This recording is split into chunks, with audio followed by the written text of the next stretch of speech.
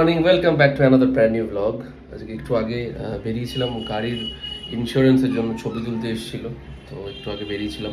এখন আবার বেরোচ্ছি, মায়ের মারাত্মক দাঁতে ব্যথা হয়েছে। সে মানে এক সপ্তাহ ধরে চলছে আর কি।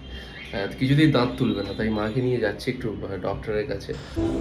সকাল সকাল গেছিলাম একটুখানি নিজের সেবা করতে, একটু মানুষের মতো দেখতে হতে। সামনে বেড়াতে যাব, সেজন্য একদম একটু লরিয়ালে গিয়ে একটু নিজের সেবা করে এলাম। তারপরে নিয়ে গেছিলাম মাকে দাঁতের ডাক্তার দেখাতে। সেখানে আর এক কাণ্ড, দাঁত তুলতে আর দাঁতের ডক্টর দেখাতে গেলে মা মারাত্মক ভয় পায়।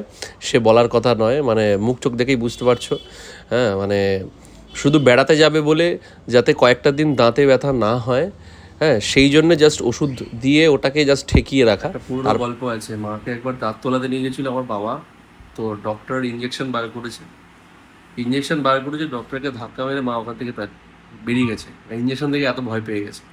আজকের ঘটনা না, বহু বছর আগের ঘটনা। তা আমি আজকে এসেছি মাকে নিয়ে দাঁতের ডক্টরের কাছে। মানে বুঝতে পারছো আমার পরিস্থিতিটা কি? আরে আজকে না তোলো, আজ না কাল তুলতেই হবে অ্যাকচুয়ালি। মানে বেশ কতগুলো দাঁত এসে পরপর দাঁত তুলতে হবে, ডক্টর বলেই দিয়েছে। হ্যাঁ, আর পরিষ্কার বলেছে যে টক খাওয়া বারণ, চা খাওয়া বারণ, আর আইসক্রিম খাওয়া বারণ, আর কান সবসময় ঢেকে রাখতে। আমাকে ডক্টর বলেছে কান চাপার দিয়ে সবসময় কান ঢেকে রাখতে। মা ওই নিয়ে বেশ চাপে আছে। দেখো না, মানে দাঁত তুলবে না, শুধু এমনি একটু দেখছে মেশিন দিয়ে, তাতে মায়ের অবস্থাটা। সেদিন ভ্লগে বলেছিলাম যে আমি গড়িয়াহাটে গেছিলাম একটা সুন্দর ওয়াটার ফাউন্টেন কিনতে। দেখো, তোমাদের সঙ্গে শেয়ার করলাম, খুব সুন্দর হয়েছে। আমি এখন এটা রাখার পাকাপাকি জায়গা পাইনি। ওই পেছনের ওইটা হাইটটা ম্যাচ করছে না, তার জন্য আমাদের টিভি ক্যাবিনেটের ওখানে রাখা যাচ্ছে না।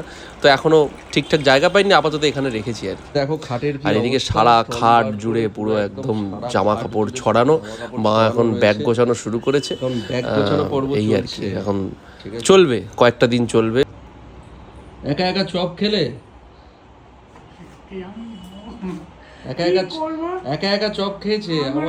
আমার একটু পেটের সমস্যা হয়েছে। কেনা হয়ে গেছে, তখন মা ফোন করেছে। ভালো, খুব ভালো। এবার ফেরত দেওয়া যায়?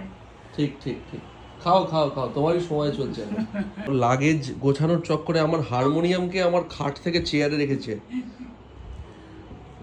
আর একটা ট্রলি তোদের কেনার দরকার ছিল। কেন? এই তো তোর মাঠটা দেখ, তোর মাঠটা দেখলেই তো বুঝতে পারবি। মানে মায়ের একটা আলাদা আর আমার বাবার মিলে একটা দুজনের হবে। তারপর আবার তুই সেলিব্রিটি, তোর তো এবেলা ওবেলা ড্রেস চেঞ্জ হবে। এই দেখো, একটা ট্রলি পুরো মায়েরই ভরে গেছে। কি শুরু করেছো? এর মধ্যে ধরবে। কি অবস্থা! সমুদ্রের মধ্যে বসে আছি মনে হচ্ছে আমি।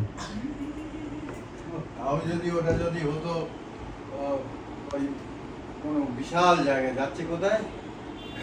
এক বনের মধ্যে। না পাহাড়, না পর্বত। পাহাড় নেই, না পাহাড়, না পর্বত, না বরফ। গাঁও বেড়াতে যাচ্ছে।